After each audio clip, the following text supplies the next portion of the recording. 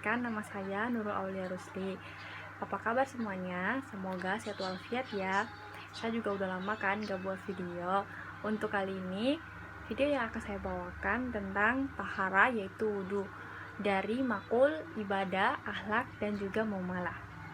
Jadi gak usah berlama-lama lagi ya, kita akan masuk ke videonya. Nah, video yang akan saya jelaskan, yang pertama itu pengertian tayamum dan juga wudhu. Tayamum adalah dalam beribadah kesucian, termasuk perkara yang paling penting untuk diperhatikan, yaitu ibadah tertentu seperti sholat tidak sah dan tanpa suci terlebih dahulu.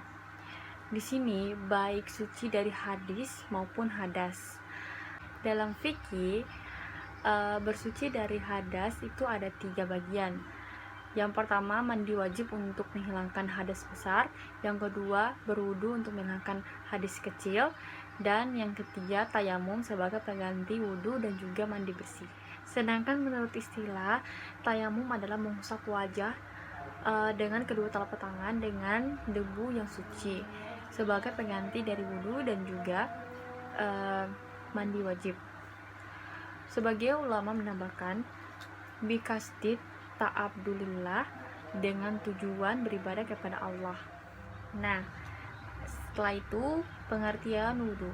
Berwudhu adalah menggunakan air yang suci dan mensucikan untuk mencuci atau mengusap anggota badan. Wudhu yang khusus yang telah dijelaskan dan disyariatkan oleh Allah Subhanahu wa Ta'ala. Termasuk yang kedua, dalil-dalil tayamum dan juga wudhu. Pertama yang akan saya sampaikan yaitu dalil dari tayamum. Tayamum disyariatkan berdasarkan firman Allah Subhanahu wa Ta'ala dalam surat Al-Maidah ayat ke-6, yaitu, dan jika kalau kalian dalam keadaan sakit atau dalam perjalanan, atau seseorang di antara kalian yang baru saja buang hajat atau menggali wanita, kemudian kalian tidak mendapatkan air, maka kalian lakukanlah tayamum dengan menggunakan tanah yang baik. Usapkan wajah kalian dengan telapak tangan dari tanah tersebut. Tidaklah Allah menghendaki untuk menjadikan beban bagi kalian, melainkan Allah menginginkan untuk memberikan kalian dan menyempurnakan nikmat-nikmatnya agar kalian bersyukur. Sedangkan dari Nabi Sallallahu Alaihi Wasallam bahasnya tentang tayamum diantaranya berdasarkan hadis riwayat Al-Imam dan Al-Bukhari dan Jabir bin Abdullah Al-Anshari. Dia berkata bahwa Nabi Shallallahu Alaihi Wasallam bersabda, yaitu, saya telah diberikan 5 perkara, tidak seorang pun sebelumku diberikan 5 hal tersebut. Saya diberi pertolongan berupa ketakutan bagi musuh sejauh masa sebulan.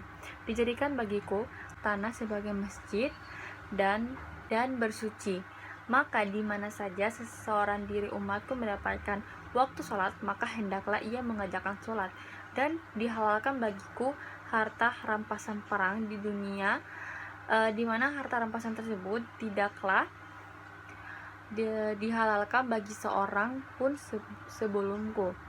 Dan saya diberikan syafaat, adalah setiap nabi diutus khusus untuk kaumnya semata, dan sedangkan saya diutus bagi seluruh manusia. Tayamum juga ditetapkan berdasarkan hadis riwayat Al-Imam Muslim dari Hujaifah. Dia berkata bahwa Nabi Sallallahu Alaihi Wasallam bersabda, kami telah diutamakan atas seluruh manusia dengan 3 hal. Saf-saf kami dijadikan bagaikan saf para malaikat, dan dijadikan bagi kami bumi sebagai masjid, dan juga tanahnya bagi kami sebagai alat bersuci apabila kami kehabisan air. Demikian sebagai dalil tentang syariat tayamum sebagai pengganti mandi wajib dan juga wudhu. Meskipun demikian, tayamum memiliki ketentuan yang berbeda dari mandi wajib dan juga wudhu, mulai dari syarat, rukun, dan lain sebagainya. Mengenal masalah ini akan dijelaskan pada pembahasan selanjutnya. Dan yang kedua, saya jelaskan tentang dalil wudhu. Wudhu adalah perkara yang disyariatkan dalam Islam.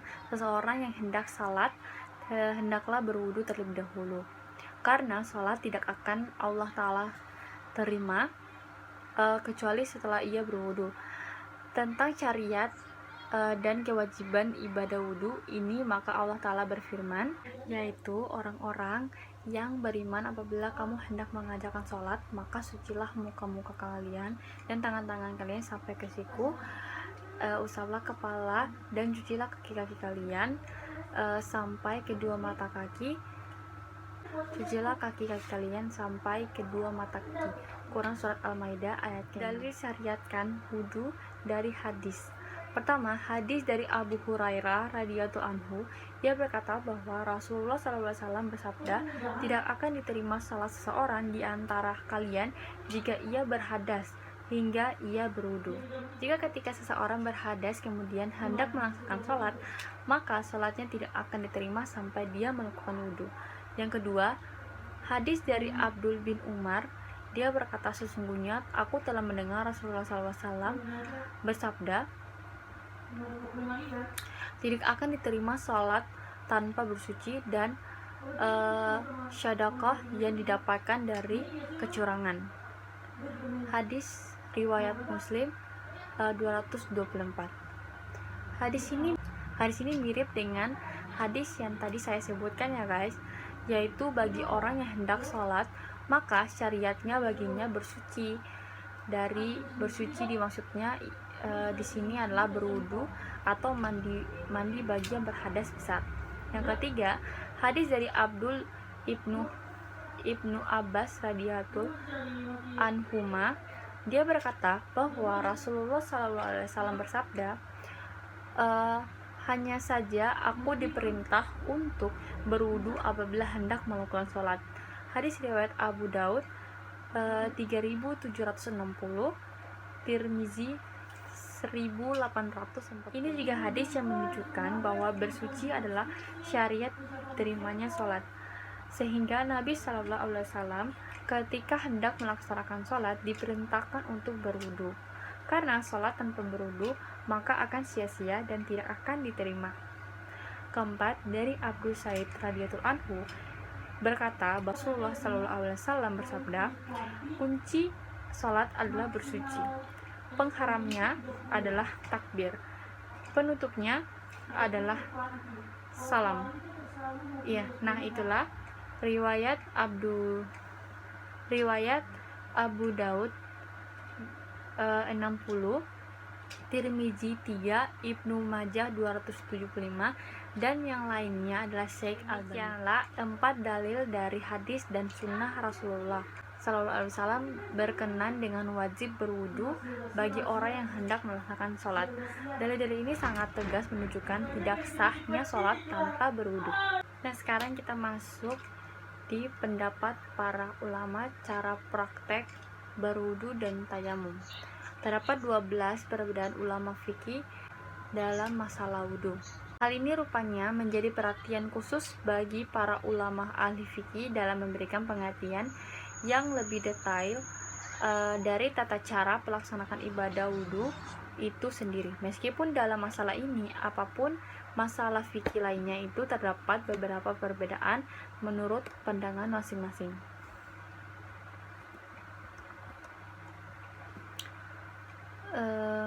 Akan tetapi layaknya kepada kita semua selaku kaum awam adalah lebih mengetahui secara pasti letak yang menjadikan perbedaan tersebut, supaya dalam pelaksanaan itu sesuai dengan kaidah ilmu-ilmu fikih. Dan berikut 12 perbedaan para ulama dalam bab wudu. Yang pertama adalah niat wudu. Para ulama berbeda-beda pendapat apakah niat termasuk syarat syah atau tidak. Menurut mazhab Syafi'i, Malik, Ahmad, dan Abu Syawr dan Daud, niat termasuk sahnya wudu. Sedangkan menurut yang lain, yaitu Abu Hanifah dan Syauri, niat tidak termasuk syarat sahnya wudu. Keterangan kitab Bidayatul Mujtahid Ibnu Rushdi. Yang kedua, membasuh kedua telapak tangan. Yang A, menurut sebagian ulama bahwa memasukkan tangan ke dalam kawan termasuk sunnah wudhu secara mutlak maupun diyakini sucinya tangan ini adalah pendapat masyhur mazhab Malik dan Asy-Syafi'i. Yang B, kaul lain hukumnya mutshaf bagi yang ragu-ragu tentang suci tidaknya tangan ini juga riwayat Ilham Malik. Yang C, kaul lain membasuh tangan rukunnya wajib bagi orang yang baru bangun tidur. Baru bangun tidur ini adalah pendapatan Daud dan yang lainnya. Yang D, kaul lain diperinci antara tidur malam dan tidur siang. Jika bangun dia tidur malam maka wajib, jika bangun dari tidur siang maka tidak wajib.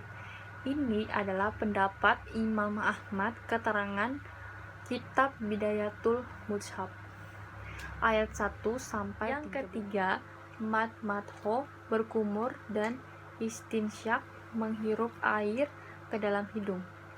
A, pendapat Imam Malik dan Asy-Syafi'i dan Abu Hanifah, keduanya termasuk sunnah. Dan B, pendapat Ibnu Abi Laili dan segolong kawan-kawannya Daud, keduanya fardu. Yang C, istinsyak termasuk fardu, sedangkan madho itu sunnah. Ini adalah pendapat Abu Tasyur, Abdu Ubaidah dan segolongan utama ahli dohir, keterangan kitab Bidayatul Mutshaf ayat 1 sampai 14. Yang keempat adalah masalah batasan wajah tentang rambut tepi pipi yang berhadapan dengan telinga. A, pendapat yang masyhur dalam mazhab Malik bahwa putih-putih bukanlah termasuk bagian wajah. Yang B, menurut Abu Hanifah dan Imam Syafi'i bahwa putih-putih tersebut termasuk wajah. Tentang rambut yang menjutal dari janggut. Yang A, menurut Imam Malik wajib merulur ma pada rambut tersebut. Yang B, menurut Imam Malik, Imam Hanafi dan Imam Syafi'i tidaklah wajib. Yang C, menurut Abdul Hakim Asy'abnya Malik, helai jenggot hukumnya wajib dari kitab Bidayatul Mutshaf ayat 1 sampai 14. Yang kelima, batasan membasuh kedua tangan. Para ulama jumhur seperti Malik, Asy-Syafi'i dan Abu Hanifah sepakat bahwa membasuh kedua tangan dan kedua lengan bawah termasuk fardunya wudhu, sebab firman Allah, dan tanganmu sampai siku. Yang B, menurut ahli dohir sebagian Asy'ab Malik, Akhir dan At-Tabari bahwa siku tidak masuk dalam membasuh, keterangan kitab Bidayatul Mujtahid ayat 1 sampai 15. Yang keenam, masalah batasan mengusap kepala. Yang A, menurut Imam Malik wajib mengusap seluruh kepala. Yang B, menurut Asy-Syafi'i sebagian ashabnya Malik dan Abu Hanifah bahwa mengusap sebagian saja yang fardu. Yang C, Abu Hanafi berpendapat seperempat, sedangkan Imam Syafi'i yang tidak memberi batasan pengusapan ini, keterangan kitab Bidayatul Mutsafi 1 sampai 15. Yang ketujuh, masalah fadilah hitungan, yaitu mengulangi 3 kali. Yang A, menurut Imam Syafi'i bahwa orang yang wudhu dengan 3 kali maka mengusap kepalanya juga 3 kali. Yang B, menurut kebanyakan fuqaha berpendapat bahwa mengusap itu tidak terdapat fadilah dalam pengulangnya, keterangan kitab Bidayatul Mujtahid ayat 1 sampai 16. Yang ke-8, Masalah mengusap serban. Yang A. Imam Ahmad Abu Tasyur, Qasim bin Salam, dan segolongan ulama memperbolehkannya. Yang B. Imam Syafi'i dan Abu Hanafi itu melarangnya. Keterangan dari kitab Bidiatul dan Bidiatul Mujtahid 1 ayat 1 sampai 17. Yang ke-9, masalah mengusap kedua telinga. Yang A. Menurut jamaah dari sahabat Imam Malik hukumnya wajib dari menggunakan air yang baru, dan menurut mazhab Malik bahwa kedua telinga termasuk bagian kepala. Yang B. Menurut Abu Hanifah dan lain-lain termasuk fardu, tapi kedua telinga ini diusapkan bersamaan dengan kepala dengan air yang satu. Yang C. Menurut Imam Syafi'i mengusap kedua telinga hukumnya sunnah dan memakai air yang baru. Keterangan kitab Bidiatul Mujtahid ayat 1 sampai 18. Yang ke-10, masalah percucian kedua kaki. Yang A. Menurut jumhur utama, persucian adalah dengan dibasuh. Yang B. Menurut lainnya bahwa fardunya adalah diusap. Yang C. Menurut ulama lain berpendapat boleh dibasuh dan boleh diusap. Keterangan kitab Bidiatul Mujtahid ayat 1 sampai 15. Yang ke-11, masalah tertib dalam af'al wudu. Yang A. Menurut Ashab Malik, Abu Hanafi, dan At-Tasawri dan Daud bahwa tertib hukumnya sunnah. Dan yang B. Menurut Imam Syafi'i, Ahmad, dan Abdu Ubaid bahwa tertib hukumnya wajib. Keterangan kitab Bidiatul Mujtahid ayat 1 sampai 19. Yang ke-12, yang paling terakhir, mualah berkelanjutan. Yang A. Menurut Imam Malik bahwa mualah termasuk fardu jika ingat dan mampu, dan bisa gugur jika lupa, dan jika ingat tapi uzur selama jarak tidak keterlaluan. Yang B. Menurut Imam Syafi'i dan Abu Hanafi bahwa mualah tidak termasuk wajibnya wudu. Itulah penjelasan mengenai titik perbedaan yang ada pada amalia wudu. Semoga bisa menjadi tambahan wawasan penting bagi kita semua dan khusus dalam masalah wudu ini.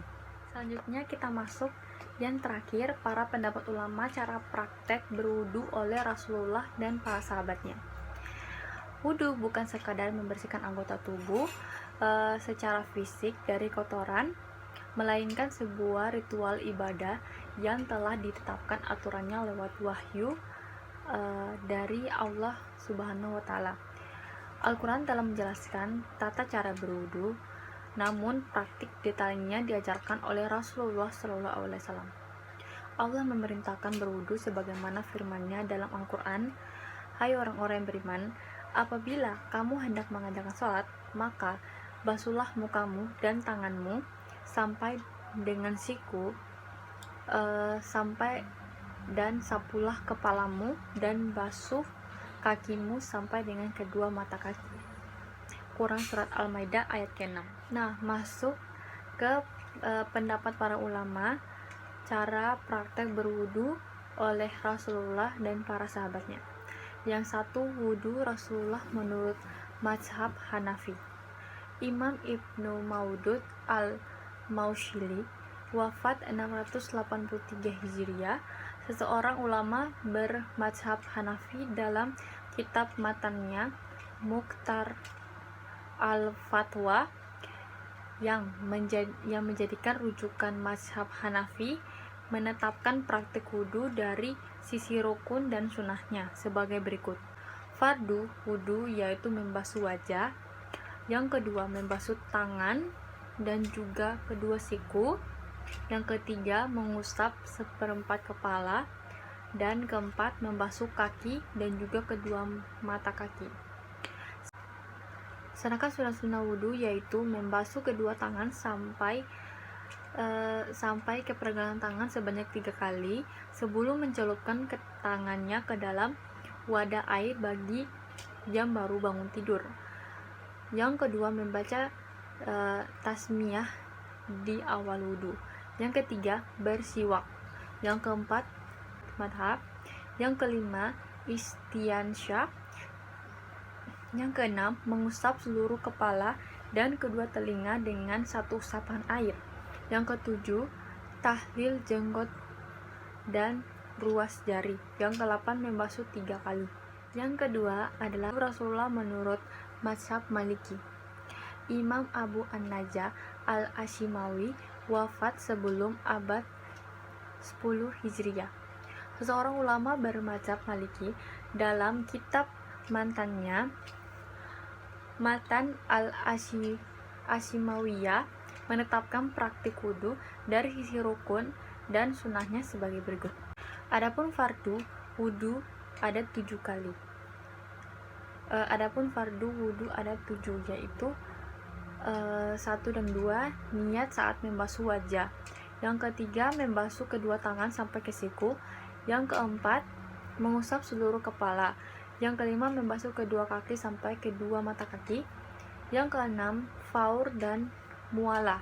Yang ketujuh, tadlik dan menggosok, namun wajib atasmu saat membasuh wajah melakukan tahlil pada jenggotmu yang tipis di mana kulitmu tampak terlihat. Adapun jika jenggotmu tebal maka tidak wajib tahlil. Begitu juga wajib atasanmu melakukan tahlil nada ruas-ruas jari sebagaimana pendapat yang masyhur.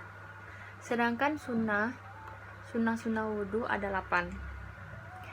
Membasuh kedua tangan sampai pergelangan. Yang kedua, madha. Yang ketiga, istinsyak. Yang keempat, istinsyar, yaitu membuang air yang dimasukkan ke dalam hidung. Yang kelima, mengusap kepala dengan membalikannya dari belakang. Yang keenam, mengusap sisi luar dan dalam telinga. Yang ketujuh, mengusap telinga dengan air yang baru yang ke dalam tertib. Yang ketiga, wudhu Rasulullah menurut mazhab Syafi'i. Imam Abu Yuja Al-Ashhafani wafat 553 Hijriah. Seorang ulama bermazhab Syafi'i dalam kitab matannya Al-Gayah wa At-Takrib menetapnya praktek wudhu dari sisi rukun dan sunnahnya sebagai berikut. 1. Niat saat membasuh wajah. Yang kedua, membasuh wajah. Dan ketiga, membasuh kedua tangan dan juga kedua siku. Yang keempat, mengusap sebagian kepala. Dan yang kelima, membasuh kedua kaki dan juga kedua mata kaki. Yang keenam, tertib anggota wudhu sebagaimana telah disebutkan. Pun sunnah-sunnah ada 10. Yang pertama, tasmiyah. Yang kedua, membasuh kedua telapak tangan sebelum memasukkannya ke dalam wadah air. Yang ketiga, madha. Yang keempat, istinsyak. Yang kelima, membasuh sisi dalam dan sisi luar telinga dengan air yang baru. Yang keenam, tahlil jenggot yang tebal. Yang ketujuh, tahlil ruas-ruas jari, tangan, dan kaki. Yang kedelapan, mendahulukan anggota tubuh yang kanan atas dan yang kiri. 9, melakukan wudhu 3 kali. Yang ke-10, mualah. Yang keempat, menurut Rasulullah menurut mazhab Hanbali.